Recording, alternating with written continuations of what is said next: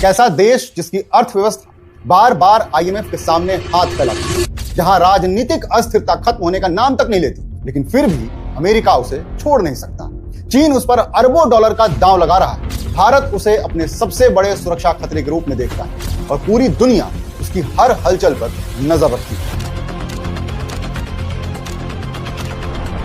दुनिया की राजनीति में एक कहावत है, ज्योग्राफी इज डेस्टिनी। पाकिस्तान इसका सबसे बड़ा उदाहरण है। पाकिस्तान की लोकेशन उसे सामान्य देशों से अलग बनाती है। अफगान पाकिस्तान सिर्फ एक कमजोर अर्थव्यवस्था वाला देश होता तो शायद दुनिया उसे इतनी अहमियत नहीं देती, लेकिन पाकिस्तान के पास वो चीज है जो पूरी दुनिया को उसे गंभीरता से लेने के लिए मजबूर करती है। तो वो चीज क्या है? वो है पाकिस्तान की भौगोलिक स्थिति, उसकी परमाणु ताकत, चीन के साथ उसका गठबंधन, अफगानिस्तान पर उसका प्रभाव और वो रणनीतिक लोकेशन जो उसे दुनिया की हर सुपर पावर के लिए अनदेखा न किया जाने वाला एक देश बनाती है।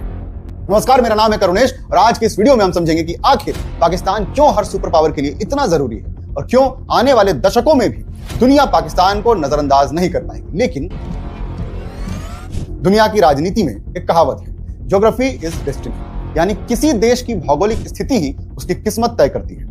पाकिस्तान इसका सबसे बड़ा उदाहरण है। पाकिस्तान ऐसी जगह पर स्थित है जहां दक्षिण एशिया, मध्य एशिया और मध्य पूर्व एक दूसरे से जुड़ते हैं। उसके पश्चिम में अफगानिस्तान और ईरान है, उत्तर में चीन है, पूर्व में भारत है और दक्षिण में अरब सागर। इसका मतलब यह है कि पाकिस्तान सिर्फ एक देश नहीं है बल्कि पूरी एशियाई राजनीति का एक जंक्शन पॉइंट है। अमेरिका के लिए पाकिस्तान अफगानिस्तान तक पहुंच का रास्ता रहा है। चीन के लिए यह हिंद महासागर तक पहुंचने का सबसे छोटा मार्ग है। भारत के लिए यह सुरक्षा चुनौती है और खाड़ी देशों के लिए पाकिस्तान उनकी सैन्य सुरक्षा का एक अहम हिस्सा है।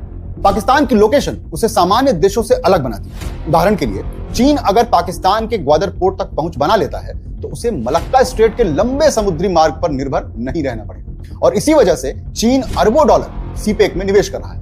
इसी तरह अफगानिस्तान में कोई भी सत्ता परिवर्तन हो, उसका असर सबसे पहले पाकिस्तान पर पड़ता है।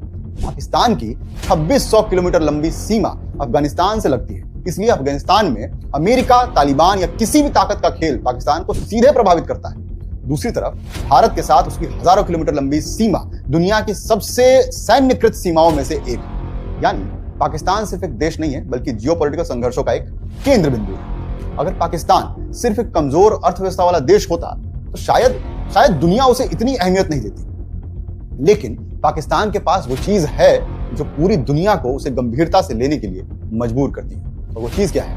वो है परमाणु हथियार। आज पाकिस्तान दुनिया के सबसे तेजी से बढ़ती परमाणु ताकतों में गिना जाता है। अनुमान है कि उसके पास 160 से ज्यादा न्यूक्लियर वॉरहेड्स हैं। यह संख्या भारत के लगभग बराबर है और कई यूरोपीय परमाणु देशों से ज्यादा है। लेकिन असली चिंता सिर्फ हथियारों की संख्या नहीं है, असली चिंता है पाकिस्तान की फर्स्ट यूज डॉक्ट्रिन। इसका मतलब है कि अगर पाकिस्तान को लगे कि पारंपरिक युद्ध में कोई भी देश उसे हरा सकता है तो वो पहले परमाणु हथियार इस्तेमाल कर सकता है। भारत पाकिस्तान के बीच हर तनाव पूरी दुनिया को इसीलिए डराता है। अमेरिका और पश्चिमी देशों के लिए सबसे बड़ा डर यह है कि अगर पाकिस्तान में राजनीतिक अस्थिरता बहुत ज्यादा बढ़ गई तो परमाणु हथियारों की सुरक्षा खतरे में पड़ सकती है। इसलिए वॉशिंगटन पाकिस्तान से नाराज होने के बावजूद उससे रिश्ता नहीं तोड़ता। पाकिस्तान का परमाणु इतिहास भी खतरे से भरा रहा है। एक्यू खान नेटवर्क ने उत्तर कोरिया, ईरान और लीबिया तक परमाणु तकनीक पहुंचाई थी। इसे इतिहास का सबसे बड़ा न्यूक्लियर प्रोलिफरेशन नेटवर्क माना जाता था। इसके बावजूद पाकिस्तान पूरी तरीके से अलग थलग नहीं पड़ा, क्योंकि दुनिया जानती थी कि एक परमाणु शक्ति को नजरअंदाज करना संभव नहीं है। यही पाकिस्तान की सबसे बड़ी रणनीतिक ताकत है। उसकी अर्थव्यवस्था कमजोर हो सकती है, लेकिन उसके परमाणु हथियार उसे टू इंपॉर्टेंट टू इग्नोर बना देते हैं। अगर आज किसी एक देश ने पाकिस्तान पर सबसे बड़ा दांव लगाया है तो वो है चीन, और इस रिश्ते का सबसे बड़ा प्रतीक है सीपेक यानी चाइना पाकिस्तान इकोनॉमिक कॉरिडोर। चीन ने पाकिस्तान में 60 अरब डॉलर से ज्यादा का निवेश किया। इसका उद्देश्य सिर्फ सड़कें या बिजली परियोजनाएं बनाना नहीं है, असली उद्देश्य है चीन को सीधे सीधे अरब सागर तक पहुंचा देना। चीन का ज्यादातर तेल मलक्का स्ट्रेट से होकर गुजरता है। यह समुद्री रास्ता अमेरिका की नौसेना के प्रभाव में है। अगर कभी अमेरिका चीन युद्ध जैसी स्थिति बनी तो अमेरिका इस रास्ते को ब्लॉक कर देगा। इसलिए चीन को एक वैकल्पिक रास्ता बनाना ही है। पाकिस्तान ने उसे वही रास्ता दे दिया। सीपेक के जरिए पाकिस्तान का शिनजियांग प्रांत सीधे सीधे ग्वादर पोर्ट से जुड़ जाता है। इसका मतलब चीन अब हिंद महासागर तक पहुंच सकता है आराम से। यही वजह है कि भारत और अमेरिका दोनों सीपेक को सिर्फ आर्थिक परियोजना नहीं मानते हैं बल्कि रणनीतिक चुनौती भी मानते हैं। भारत की सबसे बड़ी आपत्ति यह है कि सी पेक गिलगिट बाल्टिस्तान से होकर गुजरता है, जिसे भारत अपना हिस्सा मानता है। वहीं अमेरिका को डर है कि भविष्य में ग्वादर पोर्ट चीन के नौसैनिक बेस में बदल सकता है। अगर ऐसा हुआ तो हिंद महासागर में चीन की मौजूदगी बहुत मजबूत हो जाएगी। लेकिन पाकिस्तान के लिए सी पेक सिर्फ पैसा नहीं है, यह उसकी रणनीतिक ताकत है। अब पाकिस्तान अमेरिका और चीन दोनों के बीच संतुलन बनाकर फायदा उठा सकता है। यही वजह है कि पाकिस्तान खुद को सिर्फ दक्षिण एशिया का देश नहीं बल्कि चीन की वैश्विक रणनीति का एक अहम हिस्सा मानता है।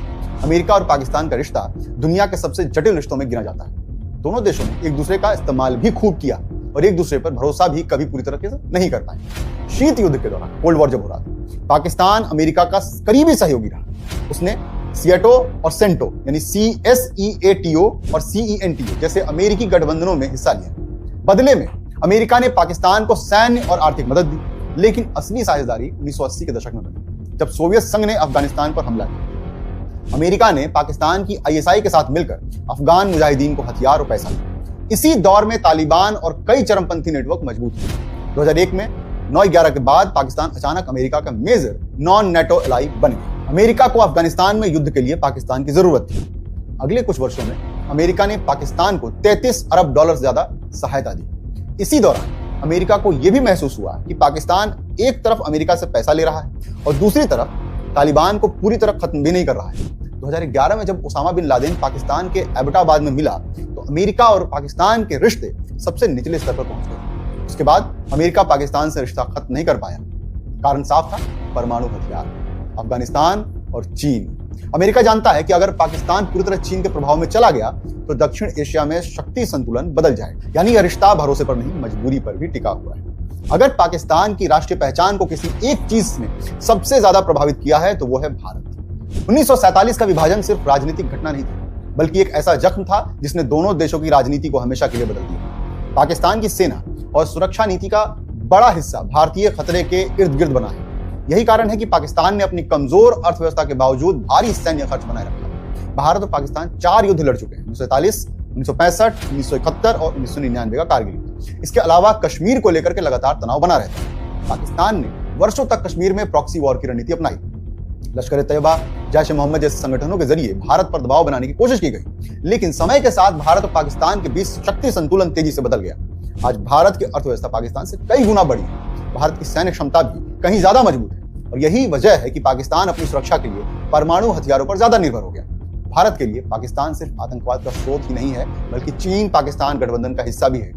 भारत को डर है कि चीन सीपेक और ग्वादर के जरिए उसे रणनीतिक रूप से घेरने की कोशिश कर रहा है। इसलिए भारत की इंडो पैसिफिक रणनीति में पाकिस्तान अप्रत्यक्ष रूप से हमेशा मौजूद रहता है। यानी भारत पाकिस्तान दुश्मनी सिर्फ 2 देशों की लड़ाई नहीं है, बल्कि पूरे एशियाई शक्ति संतुलन का एक हिस्सा बन चुका है। दुनिया का शायद ही कोई दूसरा देश होगा जो एक साथ अमेरिका, चीन, रूस, भारत, सऊदी अरब और इस्लामिक दुनिया सभी की रणनीति में इतना महत्वपूर्ण होगा। अमेरिका पाकिस्तान को परमाणु सुरक्षा, आतंकवाद और चीन के संदर्भ में देखता है। चीन पाकिस्तान को अपने बेल्ट एंड रोड इनिशिएटिव का सबसे महत्वपूर्ण केंद्र मानता है। भारत पाकिस्तान को अपनी राष्ट्रीय सुरक्षा के सबसे बड़े खतरे में गिनता है। रूस पाकिस्तान के जरिए दक्षिण एशिया और मध्य एशिया में अपना प्रभाव बढ़ाना चाहता है। सऊदी अरब पाकिस्तान को इस्लामिक दुनिया की परमाणु ताकत के रूप में देखता है। और मुस्लिम दुनिया पाकिस्तान का महत्व इसलिए भी ज्यादा है क्योंकि वह दुनिया का एकमात्र परमाणु हथियार संपन्न मुस्लिम बहुल देश है। यही कारण है कि पाकिस्तान की आर्थिक कमजोरी के बावजूद उसकी रणनीतिक कीमत बहुत ज्यादा है। दुनिया की हर बड़ी शक्ति किसी न किसी कारण से पाकिस्तान के साथ रिश्ता बनाए रखना चाहती है, लेकिन पाकिस्तान की खासियत यह भी है कि उसने हमेशा इन ताकतों को एक दूसरे के खिलाफ बैलेंस करने की कोशिश की है। कभी अमेरिका से मदद ली, कभी चीन से निवेश लिया, कभी सऊदी अरब से आर्थिक सहयोग लिया। यानी पाकिस्तान सिर्फ सुपर पावर का मोहरा तक नहीं है, कई बार वो खुद भी इस खेल को अपने तरीके से खेलता रहता है। पाकिस्तान ने दशकों तक अफगानिस्तान को रणनीतिक गहराई यानी कि स्ट्रेटेजिक डेप्थ के रूप में देखा है। उसका मानना था कि अगर अफगानिस्तान में भारत समर्थक सरकार हुई तो पाकिस्तान 2 तरफ से घिर जाएगा। इसलिए उसने तालिबान को समर्थन दिया। 1990 के दशक में पाकिस्तान की ISI ने तालिबान को मजबूत करने में अहम भूमिका निभाई। शुरुआत में पाकिस्तान को लगा कि वो अफगानिस्तान में अपने प्रभाव वाली सरकार बना रहा है, लेकिन धीरे धीरे यही रणनीति उसके लिए सबसे बड़ा खतरा बन गई। तालिबान के साथ साथ पाकिस्तान में तहरीक-ए-तालिबान पाकिस्तान यानी कि TTP भी मजबूत हो गया। इस संगठन ने पाकिस्तान के अंदर हजारों हमले किए। पिछले 2 दशकों में आतंकवाद में 70,000 से ज्यादा पाकिस्तानी मारे गए। यानी पाकिस्तान जिस आतंकवादी नेटवर्क को रणनीतिक संपत्ति समझता था, वही उसके लिए अंदरूनी खतरा भी बन गया। अफगानिस्तान में अमेरिका की वापसी और फिर वापसी के बाद तालिबान की सत्ता में वापसी ने पाकिस्तान को एक अजीब स्थिति में डाल दिया। एक तरफ तालिबान पाकिस्तान के लिए उपयोगी है, दूसरी तरफ वही तालिबान पाकिस्तान विरोधी संगठनों को भी जगह देते हैं। आज पाकिस्तान को एहसास हो रहा होगा कि प्रॉक्सी वॉर की रणनीति लंबे समय में खुद उसके लिए विनाशकारी साबित हुई, लेकिन अब बहुत देर हो चुकी है। पाकिस्तान और सऊदी अरब का रिश्ता सिर्फ धार्मिक नहीं है, बल्कि रणनीतिक और आर्थिक भी है। दशकों से सऊदी अरब पाकिस्तान को आर्थिक मदद देता रहा है। बदले में पाकिस्तान की सेना खाड़ी देशों की सुरक्षा का हिस्सा है। लाखों पाकिस्तानी खाड़ी देशों में काम करते हैं और हर साल अरबों डॉलर की रिमिटेंस पाकिस्तान भेजते हैं। पाकिस्तान की अर्थव्यवस्था के लिए यह पैसा बहुत महत्वपूर्ण होता है। इसलिए इस रिश्ते का एक और पहलू भी है। सऊदी अरब ने वर्षों तक पाकिस्तान में मदरसों और धार्मिक संस्थाओं को फंड किया। इससे पाकिस्तान में कट्टरपंथी विचारधाराओं का प्रभाव बढ़ा। बाद में यही कट्टरपंथ पाकिस्तान के लिए अंदरूनी समस्या बन गया। सऊदी अरब पाकिस्तान को इस्लामिक बॉम्ब के रूप में देखता है, क्योंकि पाकिस्तान दुनिया का एकमात्र मुस्लिम बहुल देश है जिसे मैंने पहले बताया कि उसके पास परमाणु शक्ति है। यही कारण है कि खाड़ी देशों के लिए पाकिस्तान सिर्फ एक साझेदार नहीं है, बल्कि रणनीतिक सुरक्षा कवच जैसा भी है।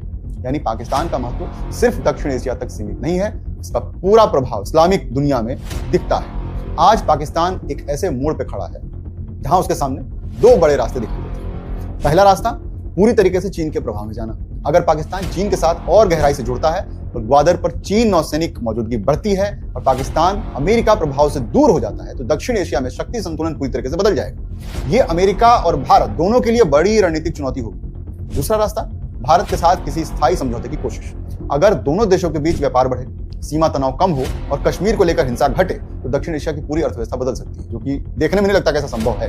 पाकिस्तान अपनी ऊर्जा सैन्य प्रतिस्पर्धा के बजाय शिक्षा, उद्योग और इंफ्रास्ट्रक्चर पर खर्च कर सकता है, लेकिन ये रास्ता आसान नहीं है, क्योंकि पाकिस्तान की राजनीति और सेना लंबे समय से भारतीय खतरे के इर्द गिर्द ही बनी हुई है। अगर भारत के साथ तनाव कम हो गया तो पाकिस्तान की सैन्य संरचना और उसकी राजनीतिक भूमिका पर भी असर पड़ेगा। इसीलिए जो विशेषज्ञ ये मानते हैं कि निकट भविष्य में पाकिस्तान पूरी तरीके से किसी एक दिशा में नहीं जाएगा। वो अमेरिका, चीन, खाड़ी के देश और अपनी क्षेत्रीय राजनीति के बीच संतुलन बनाकर चलने की कोशिश करता रहेगा। पाकिस्तान विरोधाभासों का देश है। आर्थिक रूप से कमजोर लेकिन रणनीतिक रूप से बेहद शक्तिशाली है। राजनीतिक रूप से अस्थिर है लेकिन वैश्विक राजनीति केंद्र में है। उसकी सबसे बड़ी ताकत उसकी लोकेशन है। उसके परमाणु हथियार उसे अनदेखा करना असंभव बनाते हैं। चीन के लिए वो हिंद महासागर का रास्ता है, अमेरिका के लिए परमाणु सुरक्षा और आतंकवाद से जुड़ा सवाल है, भारत के लिए सुरक्षा की चुनौती है और इस्लामिक देश के लिए एक प्रतीक है। और यही कारण है कि पाकिस्तान बार बार संकटों में फंसने के बावजूद वैश्विक राजनीति में महत्वपूर्ण बना रहता है। असल में पाकिस्तान की सबसे बड़ी ताकत उसकी इंडिस्पेंसिबिलिटी है, यानी दुनिया उसे छोड़ नहीं सकती, लेकिन यही उसकी सबसे बड़ी कमजोरी भी है। क्योंकि जब कोई देश टू इंपॉर्टेंट टू फेल बन जाता है तो कई बार वो अपनी गलतियों की पूरी कीमत कभी नहीं चुकाता। और शायद यही वजह है कि पाकिस्तान आने वाले दशकों में भी दुनिया की हर सुपर पावर की रणनीति का हिस्सा बना रहेगा, क्योंकि इस जियोपॉलिटिकल शतरंज में पाकिस्तान ऐसा खिलाड़ी है जिसे कोई भी नजरअंदाज नहीं कर सकता। आज के लिए हमारी वीडियो में बस इतना ही है, लेकिन आपके लिए अभी और भी कुछ है। आज के लिए हमारी वीडियो में बस इतना ही है, लेकिन आपके लिए और भी बहुत कुछ है।